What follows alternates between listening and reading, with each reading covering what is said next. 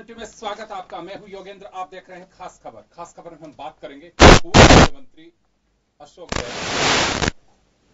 उन्होंने एक बयान और मीडिया से मुखातिब होते हुए उन्होंने साफ कहा है कि सरकार हवा में है, सरकार आनन फानन में फैसले कर रही है। और साथ ही सबसे बड़ी बात जो उन्होंने कही है वो ब्यूरोक्रेट्स को आगाह किया। उन्होंने एक नसीहत दी है कि कोई भी सरकार हो, बिना किसी हिचक के काम करना चाहिए और अगर दबाव में किसी भी तरह का इलीगल काम किया उसकी जांच होगी और अधिकारियों को इससे बचना चाहिए। हम बता दें आपको कि यह मामला तब सामने आया कि जब भाजपा कार्यालयों के लिए सरकार की ओर से जमीन आवंटित की जा रही है, तो उसको लेकर के और अशोक गहलोत ने सवाल खड़ा किया है कि नोटबंदी के बाद आज भी वो राज बना हुआ है। आरबीआई को बिल्कुल एक पंगु बनाया हुआ है और सरकार हमारी बनेगी तो जरूर इस रहस्य का हम पर्दा उठाएंगे, उसकी जांच करवाएंगे। हम आपको हमारा मजमून दिखाएंगे और उसके बाद हम लौटेंगे हमारे पैनलिस्ट के पास। हमारे साथ जन टीवी के एडिटर इन चीफ एस के सुराना जी हमारे साथ हैं, कांग्रेस से अर्चना जी हमारे साथ हैं, भाजपा नेता और राजस्थान विधानसभा मुख्य सचेतक मदन राठौर साहब हमारे साथ हैं, श्याम सुंदर शर्मा जी वरिष्ठ पत्रकार हमारे साथ जुड़ रहे हैं। आप सभी का स्वागत है। एक बार आज का मजमून देखें और उसके बाद चर्चा करेंगे।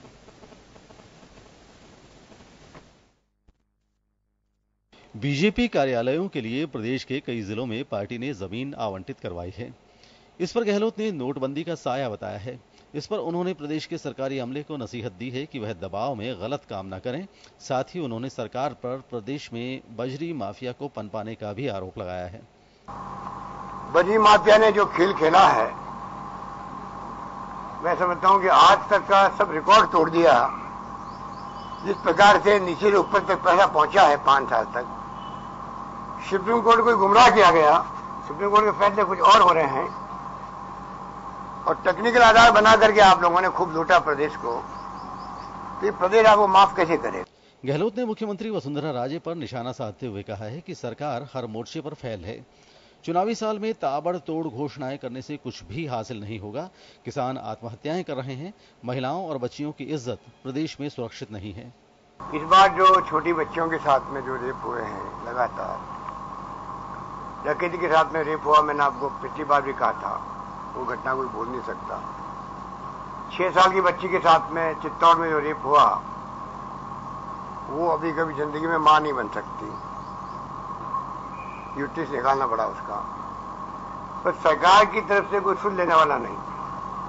दुर्भाग्य इस बात का है कि सरकार के मंत्री, मुख्यमंत्री को जो गंभीरता दिखानी चाहिए, महिला मुख्यमंत्री होने के बावजूद भी जो चिंता व्यक्त करनी चाहिए, संवेदनशीलता दिखानी चाहिए, कार्रवाई करनी चाहिए, उसका अभाव मैं देख रहा हूं। गहलोत ने पत्रकारों से वार्ता करते हुए कहा है कि सरकार सबसे छलावा कर रही है, पीने के पानी का हाहाकार मचा हुआ है और मुख्यमंत्री घूम रही हैं। प्रदेश के हित में उन्हें इस्तीफा दे देना चाहिए। उधर गहलोत के बयानों के बाद सरकार की ओर से संसदीय कार्य मंत्री राजेंद्र सिंह राठौड़ ने इन हमलों का जवाब दिया है। उनका यह कहना अधिकारी सतर्क रहे, सरकार बदलने में दिक्कत आएगी, और उसके साथ ही उनका यह कहना कि किसी को भ्रम नहीं होना चाहिए, अकेले वही नौजवान नहीं है। जब मैं नौजवान था मेरा भी फर्ज था, मैं कांग्रेस का झंडा लेकर केंद्र और राज्य सरकार के अंदर को सक्षम बनाने में काम करता था। वहीं दूसरी ओर हताशा के तौर पर और मुंगेरी लाल के सपने को देखते हुए वो उतावले हो रहे हैं कि सत्ता उनके पास चलकर आएगी। राठौड़ ने कहा है कि प्रदेश में गहलोत हाशिए पर धकेल दिए गए हैं। सुर्खियों में बने रहने के लिए वे कुछ भी बयान दे सकते हैं। ब्यूरो रिपोर्ट, जन टीवी न्यूज। चलिए, आपने देखा अशोक गहलोत के किस तरह से सीधे सीधे तंज और आरोप है मुख्यमंत्री वसुंधरा राजे और उनकी सरकार पे। साथ ही उन्होंने ये भी कहा है कि मंत्रिमंडल को पंगु बना करके रखा हुआ है। कुछ महत्वपूर्ण फैसले होते हैं मंत्रिमंडल में होने चाहिए, उसकी जानकारी मंत्रियों को होनी चाहिए। सरकार अपने स्तर पे सब कुछ निपटा रही है। बजरी माफियाओं के लिए उन्होंने साफ कहा है कि 5 साल तक किस तरह से पैसा बटा है, सुप्रीम कोर्ट को भी धोखा दिया गया है, ये प्रदेश माफ नहीं करेगा।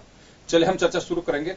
मदन जी, आपके पास आना चाहूंगा। अशोक गहलोत ने सीधे प्रहार कहूंगा, राजनीतिक प्रहार, ये सियासी बांध सरकार पे दागे और ऐसे वक्त जब सामने चुनाव आने वाले हैं, एक एक चीज को लेकर के उन्होंने सरकार पे सवाल खड़ा किया है।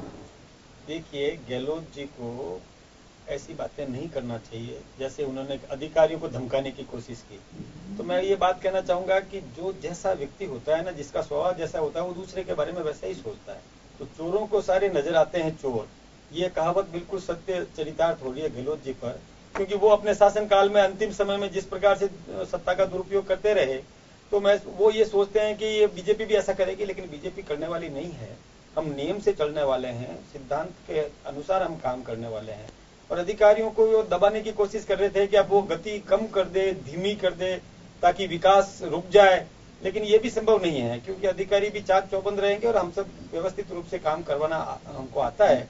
राठौर साहब, ये नहीं कहा अशोक गहलोत ने कि आप काम धीरे करिए, उनका ये आरोप था कि दबाव में काम नहीं करना चाहिए। ये क्यों सोचते हैं कि दबाव में काम करेगा अधिकारी? क्योंकि उन्होंने दबाव से काम करवाया होगा कभी, जैसा वो, इसलिए वो दूसरों के बारे में वैसा सोचते हैं। इसीलिए मैंने कहा चोरों को सारे नजर आते हैं चोर।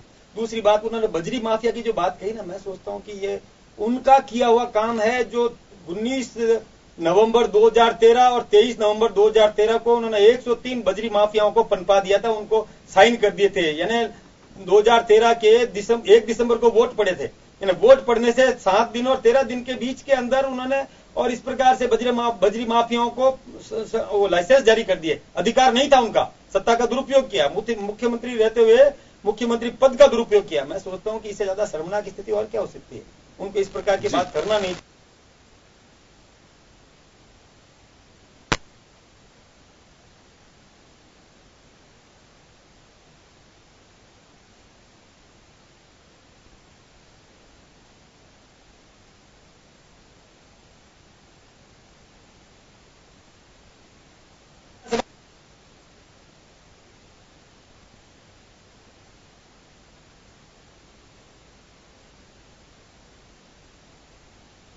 कि कांग्रेस सरकार को कटघरे में खड़ा कर रही है, लेकिन बजरी को लेकर के वर्तमान सरकार लगातार ये बात कह रही है कि ये पूर्ववर्ती सरकार की ही देन है।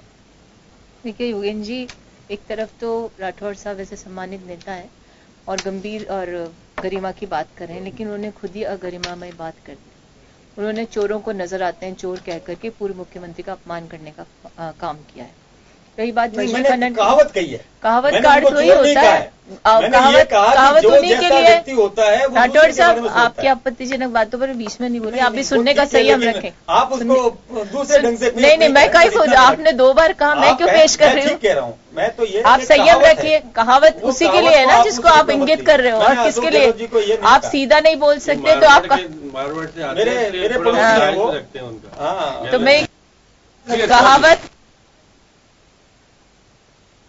लेकिन आपने बता दिया आपके गरिमा हनन मैं नहीं करूंगी। लेकिन ये दूसरी बात आपने बजरी खनन की। देखिए बजरी खनन क्या है, तो के लिए हम पर आपत्ति दर्ज कराते हैं, हर इनकी नाकामी के लिए कांग्रेस जिम्मेदार है। ये तो इनकी परंपरा केंद्र से राज्यों तक है, लेकिन ये पूरा प्रदेश जानता है कि बजरी खनन पर रोक किस कारण से लगी, और अवैध बजरी खनन करता जिनको लाइसेंस इनके राज में नहीं मिल सके, उन लोगों को प्रश्रय देकर के डीजीपी के माध्यम से 750 पुलिस अधिकारी किसने सुलभ कराया। आज अवैध बजरी खनन कहां और कैसे हो रहा है पूरा प्रदेश जानता है। रही बात पूर्व मुख्यमंत्री जी की, उनको पूरा अधिकार यहां से विधायक होने के नाते और पूर्व मुख्यमंत्री के तौर पर कि वो प्रदेश की जनता को संबोधित करें और एक नाकाम सरकार की जितनी भी विफलता है उसको उजागर किया जाए। अब रही राजेंद्र राठौर जी की बात, तो ये तो वैसा ही है कि हम खुद ही अपना जो सारा मामला है उसे खराब करते हैं और फोर फ्रंट पे आकर ये प्रतीत करवाना चाहते हैं कि हम ही सबसे बड़े आपके रक्षक हैं और आपके लिए हम बात कर सकते हैं। राजेंद्र राठौर वो शख्सियत है जो आज मुख्यमंत्री वसुंधरा राजे के पतन की और बड़ी लालसा के साथ देख रहे हैं। मैं क्या पूरा राजस्थान जानता है।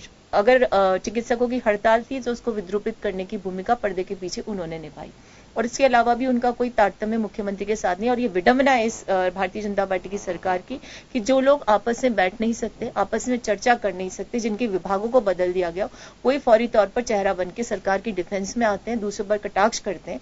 और यही वो राजेंद्र राठौर है जिन्होंने जब कटाक्ष किया था श्री सचिन पायलट पे, तो उसी जगह की जनता ने भारी बहुमत से कांग्रेस के प्रत्याशी को जिताकर राजेंद्र राठौर जी को आईना दिखाने का काम किया था। मैं एक बात आप दोनों से जानना चाहूंगा, ये आप लोगों को पता कैसे चलता है कि अशोक गहलोत कुंठित है सचिन पायलट से, और आप कह रही हैं कि राजेंद्र राठौड़ परेशान है वसुंधरा राजे से? आप लोगों के माध्यम से, सजग मीडिया के माध्यम से, आपके ही विश्लेषण से, आप लोगों के द्वारा पेश की गई रिपोर्ट से हमारे वरिष्ठ पत्रकार श्याम सुंदर जी बैठे हैं, जब ये विश्लेषण करेंगे इनसे हम ज्ञान लेकर जाएंगे। आप ही हमारे मुख्य स्रोत हैं। अशोक गहलोत जी ने सचिन पायलट जी के लिए ये कहा कि थोड़ा अपना हाइट बढ़ाओ, अपना ग्राफ ऊंचा करो। नहीं ऐसा नहीं कहा। लाइन बड़ी, बात एक ही है, लाइन बड़ी करो। तो लाइन मैं भी लाइन बड़ी सचिन पायलट के लिए नहीं कहा उन्होंने, ये बात हर युवा के लिए, हर युवा के लिए उन्होंने कहा कि सभी यूथ के लिए। इनकी सुविधा की राजनीति है जिसमें सुविधा के अनुसार शब्दों को पकड़ा जाता है और उसकी व्याख्या की जाती है। अभी श्याम सुंदर जी व्याख्या कर देंगे अच्छे से, उनको आपके पास सुनिए। आना। जो अशोक गहलोत को लेकर के आपको ध्यान होगा कि वर्तमान सरकार सब कमेटी बनाई और उसमें यह कहा गया था कि लास्ट के 6 महीने के पूर्व की सरकार में उनका रिव्यू होगा। तो अशोक गहलोत की ये बात एक तरह से एक मैसेज भी कर सकती है कि प्रेशर में किसी तरह का कोई काम ना हो। अधिकारियों के प्रति नहीं बोला, इससे पहले भी 2 बार प्रेस कॉन्फ्रेंस में उन्होंने कहा कि अधिकारियों को हम लिस्ट बना रहे हैं। वो पहले बिल्कुल वो एकल पट्टा प्रकरण की आप बात कर रहे हैं कि एंटी करप्शन ब्यूरो के लोग हमारे अधिकारी की लिस्ट बना रहा हूं मैं, और आएगा तो हम देखेंगे। आज उन्होंने जिस प्रकार की बातें कही, आज क्योंकि उनका कल जन्मदिन है, उनके जन्मदिन के पूर्व हमसे बातचीत करने के लिए कोशिश की। वो जब भी जयपुर आते हैं अपनी बात कह के चले जाते हैं। आज उन्होंने जो कुछ कहा, उन्होंने मुख्यमंत्री पर टेस्ट किया सीधे तौर पर कि उनके राष्ट्रीय अध्यक्ष अमित शाह और प्रधानमंत्री नरेंद्र मोदी उनकी इतनी बेइज्जती कर रहे हैं, तो उनको मुख्यमंत्री पद से इस्तीफा देना चाहिए। उनको कोशिश करनी चाहिए कि अपने उन्हें कहना चाहिए कि यदि मुझे संगठन में मेरे अनुरूप नहीं बनाओगे तो मैं क्यों रहूंगी, इसलिए जो बेइज्जती कर रहे थे इसलिए उनको इस्तीफा दे देना। एक बात तो ना होगी। बजरी माफिया के मामले में जो कहा कि बजरी माफिया में ऊपर से नीचे तक की लूट हो रही है, सब जगह बट रहा है पैसा और सुप्रीम कोर्ट को गुमराह कर रहा है। लेकिन वो भूल जाते हैं कि जब वो शासन से जा रहे थे 7 दिन पहले उन्होंने 102 खानों का अलॉटमेंट किया। लेकिन अब जैसे खान वाली बात जो बार बार आती है, जिस खान सचिव को अशोक गहलोत ने रखा उसी को वसुंधरा जी ने रखा है, उसको 2.5 करोड़ का घोटाले का आरोप भी लगा और सारी बातें हुई। और आप जो कह रहे थे कि 6 महीने में के उनके कार्यकाल के जितने निर्णय हुए थे सब कैबिनेट में दिए, और सब कैबिनेट में करने के बाद उसमें कुछ ऐसा मिला नहीं कुछ भी। आप देखिए सारे वर्गों को जितने को जमीन दी गई थी भाल करके उनको देना पड़ा। ये राठौड़ साहब भी जानते हैं पहचानते हैं। उन्होंने लेकिन एक बात आज कही कि पहले वाली जांच नहीं कराऊंगा मैं, इस बार सत्ता में आया तो वो जांच कराऊंगा जो दिखेगी जांच।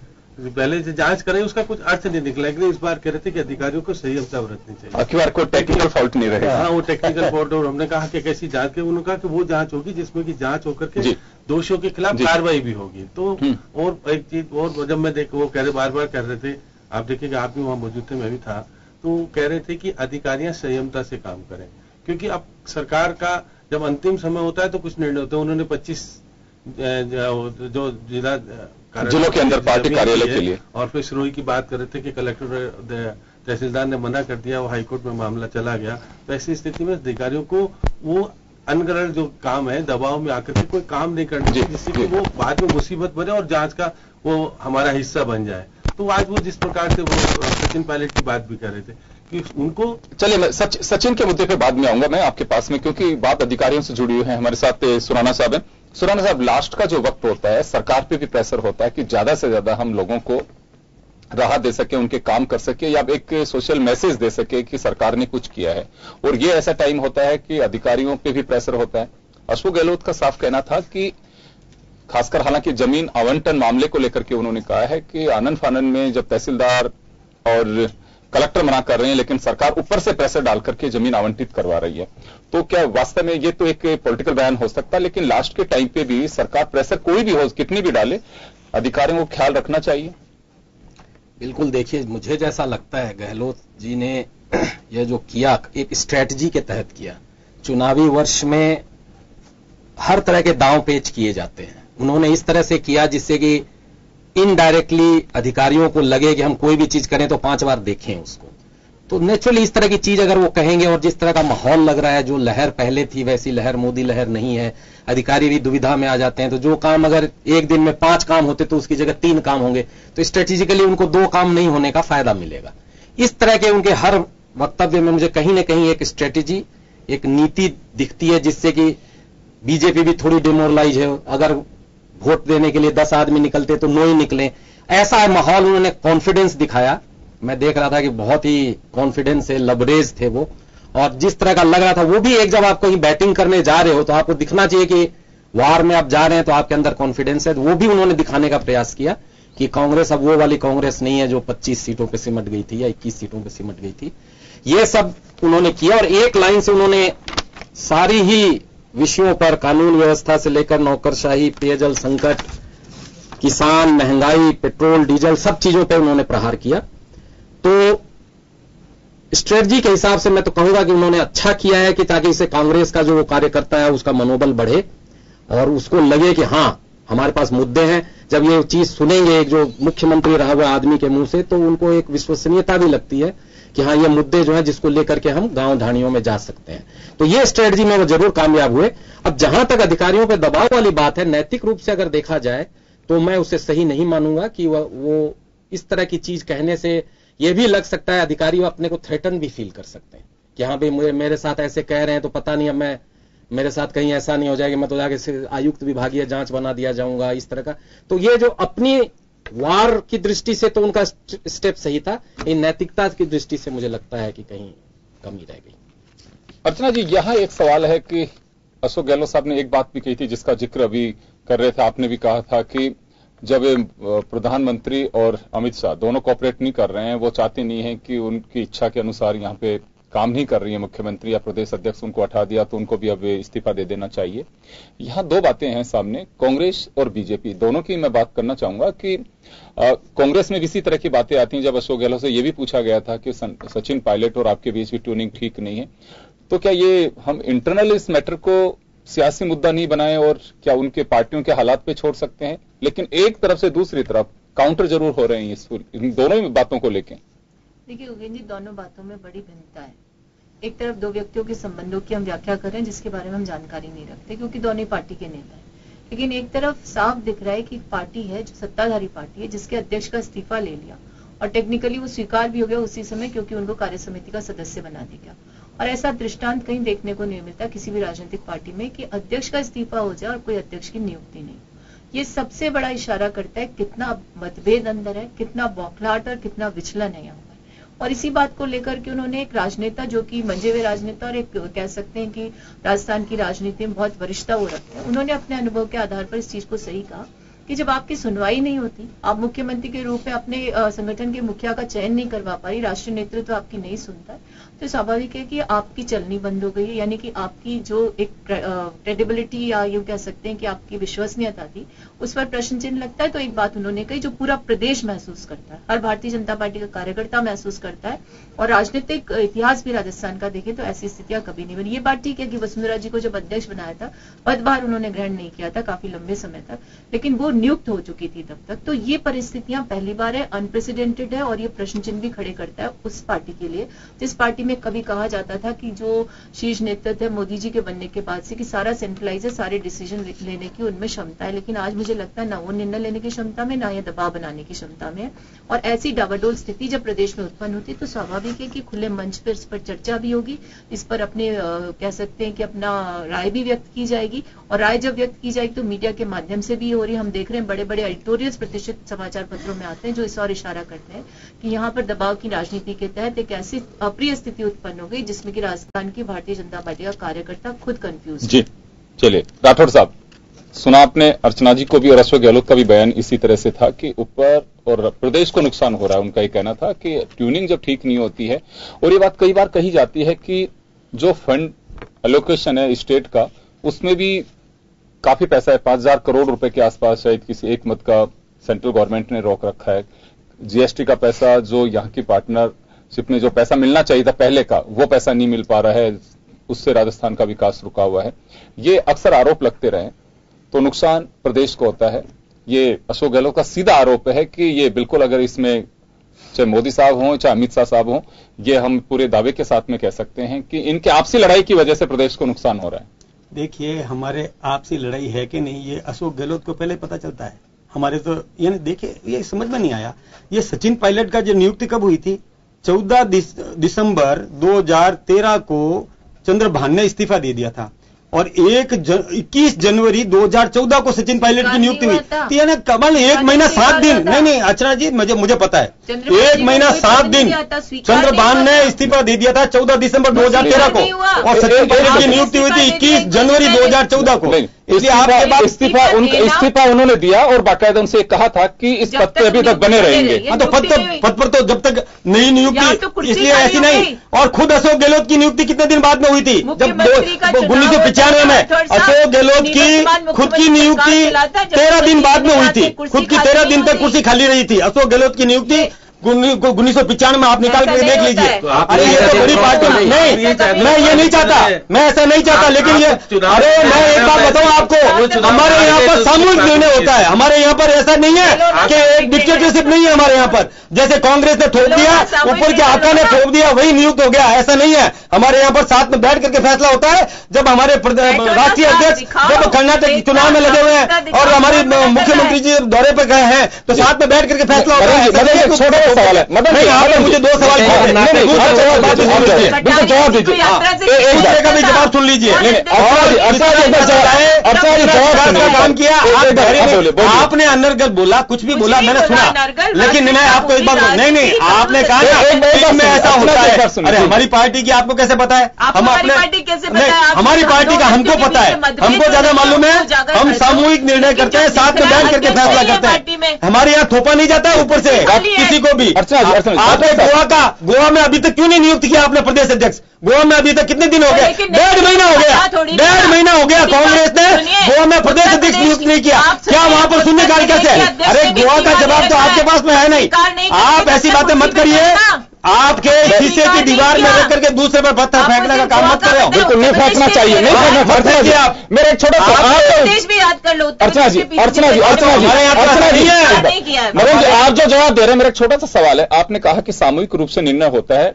मैं लेटर की कॉपी दिखा सकता हूं आपको कि जिसमें मध्य प्रदेश के प्रदेश अध्यक्ष सांसद राकेश सिंह की नियुक्ति भी है और इनको हटाने का भी उसी के अंदर उल्लेख किया है और माननीय जो प्रणामी जी हैं उनको राष्ट्रीय कार्य समिति का सदस्य भी बनाया गया। उसी लेटर के अंदर एक ही लेटर की बात है। तो निर्णय हटाने का नहीं कहा कभी भी, ये बात नहीं। इन्होंने इस्तीफा दिया, इस्तीफा दिया। चलो, लेकिन अब उनको कार्य मुक्त करके राष्ट्रीय कार्यकारिणी में सदस्य के बतौर शामिल किया गया है। ये लिखा हुआ उस पत्र के अंदर नीचे वाला। राष्ट्रीय कार्यकारिणी में सम्मिलित कर सकते हैं। और मैं एक अरे नहीं ऐसा नहीं है। अर्चना जी मेरी बात सुनिए आप। राकेश हमारे यहाँ पर एक मिनट मैं आपको बता रहा हूँ जी, हमारे यहाँ पर प्रदेश अध्यक्ष सो मोटो राष्ट्रीय कार्य समिति का सदस्य होता है। ऑलरेडी भी होता है, ये ऑलरेडी होता है। तो ये क्या नई बात हो गई? इसलिए ये बात मत कहिए, ये कोई उस पत्र को आधार मत बनाइए। कार्य समिति का सदस्य ऑटोमेटिकली होता ही है। हमारी पार्टी की नियम हमको पता है ना। और दूसरी बात जो आप कह रहे हैं कि पैसा नहीं मिला, चतुर्वेदी वाली बात भी कह दो। हाँ बताइए। नहीं अभी वो जिस पे कह रहे हैं, हाँ बोलिए, आप बोलिए। क्या अरुण चतुर्वेदी का क्या कहना चाहते हैं आप? स्वीकार नहीं किया इस्तीफा, तो फिर बैठा कुर्सी पे। तो फिर ठीक है ना, काम कर रहे हैं ना, काम चल रहा है। हमारी पार्टी चल रही है ना, काम चल रहा है ना। आप तो चिंता मत करो, आ जाइए। रणबेरी बच चुकी है, चुनाव में तैयारी में आ जाओ, हम सड़क लेंगे। वो मुंगेरी लाल के सपने देख रहे हैं और ये अधिकारियों पर देखिए। ये मैं एक बात बताऊं आपको, एक बात, अरे कोई फर्क नहीं पड़ता। ये उपचुनाव की परिस्थिति अलग होती है। आपके पास पहले उपचुनाव की परिस्थिति अलग होती है। उपचुनाव में मैं बताता हूँ ना आपको, उस समय सामराव की घटना हो गई जिसमें जाट वर्सेज राजपूत का वो वहां घटना हो गई। 2 दारूड़िए थे, दारू का धंधा करने वाले लोग थे, लेकिन भड़काने का काम किया कांग्रेस ने। दूसरी बात मैं बताऊं, आनंद पाल वाले प्रकरण को भी कांग्रेस ने भड़काया। पद्मावत वाला मामला था, उसको भी और हमने ही बैन लगाया, लेकिन कांग्रेस ने उसमें उकसाने का काम किया। इसलिए कांग्रेस ने किया। कांग्रेस का नेता था जो राजपूत समाज का भी अध्यक्ष था। इसलिए ये बात सबके सामने। और मैं फिर बताना चाहूंगा आपको, हमारे यहाँ पर कांग्रेस इस प्रकार का षड्यंत्र करी है। अरे क्या जातिवाद का जहर घोलते हो? कौन सा संविधान तोड़ने का काम कर रहे हैं? संविधान बचाओ रैली निकाल रहे हैं। अरे क्यों लड़ा रहे हो समाज को? हम एक करने में लगे हुए हैं और कांग्रेस समाज को तोड़ने का काम करती है। मैं सोचता हूँ इससे स्थिति कोई नहीं हो सकती। स्थिति समाज को मत तोड़िए, समाज को जोड़ने का काम करिए, मत लड़ाइए आपस में। ऐसी बातों को मत उकसाओ। चलिए, मदन प्रकार का काम मत करो। मदन जी, आपने एक बात कही है कि कांग्रेस साजिश रच रही है समाज को तोड़ने का जैसा संविधान बचाओ, संविधान बचाओ। संविधान को छेड़ा किसने? किसी ने नहीं छेड़ा संविधान को। और नहीं, संविधान का कोई लेना देना नहीं है। 2 मामले थे, 2 लोगों के आपस में मुकदमा था और उस मुकदमे में सुप्रीम कोर्ट ने कोई फैसला दिया और उसमें क्या लेना देना संविधान का? कहां संविधान तोड़ दिया? इस प्रकार की बात करते हैं आप। अरे संविधान ऐसा मत करो और ये समाज आपको कभी भी माफ नहीं करेगा। आप जो इस प्रकार का कोशिश कर रहे हो ना, माफ करना बंद कर दिया। हाँ, नहीं करेगा समाज कभी भी माफ। और चारों खाना चीज होगी कांग्रेस और मुंह दिखाने लायक नहीं रहेगी। चलो मैं आऊंगा आप लोगों के पास में लौटूंगा श्याम जी हमारे साथ में। चलो श्याम सुंदर जी, अर्चना जी आपके पास आ रहा हूँ। अर्चना जी 140 सीट और क्या ये रैप वाले मामले ले रहे हो? अरे आप कठोर कानून हमने बनाया, कठोर कानून हमने बनाया, आपने कभी भी कानून नहीं बनाया। हमने और सजा, मौत की सजा देने का प्रावधान किया। अरे कांग्रेस सो गई थी क्या? अब घड़ियाली आंसू बहा रहे हैं, फालतू की बातें कर रहे हैं कांग्रेस, केवल घड़ियाली आंसू बहाने का काम करते हो। हमने ऐसा कठोर कानून हिंदुस्तान के इतिहास में कभी भी नहीं बनाया। मदन जी आपके पास में एक बार रोकना चाहूंगा, एक बार रोकना चाहूंगा आपको, मैं एक बार रोकना चाहूंगा। चलिए मैं अर्चना जी, बातों से बीपी हाई। अर्चना जी एक बार मैं रोकना चाह रहा हूँ आपको मैं रोकना चाह रहा हूँ। नहीं अर्चना जी मैं रोकना चाह रहा हूँ, मदन जी मैं रोकना चाह रहा हूँ। मैं श्याम जी के पास जाना चाहूँ। श्याम जी यह एक बड़ी रोचक बात सामने आ रही है कि एक दूसरे के पार्टी की चीजें ज्यादा मालूम है, अपनी पार्टी से, अपनी पार्टी का तो बचाव कर ही रहे हैं कि उनके यहाँ क्या चल रहा है, हमारे यहाँ क्या चल रहा है उसका ज्यादा पता नहीं है। अर्चना जी को बीजेपी और राठौड़ साहब शादी का संबंध भी हो गया और राठौड़ साहब को कांग्रेस साहब, ये ज्यादा पता चल रहा है। चलिए छोटे से ब्रेक के लिए रुकेंगे, ब्रेक के बाद वापस लौटेंगे। क्या बात है।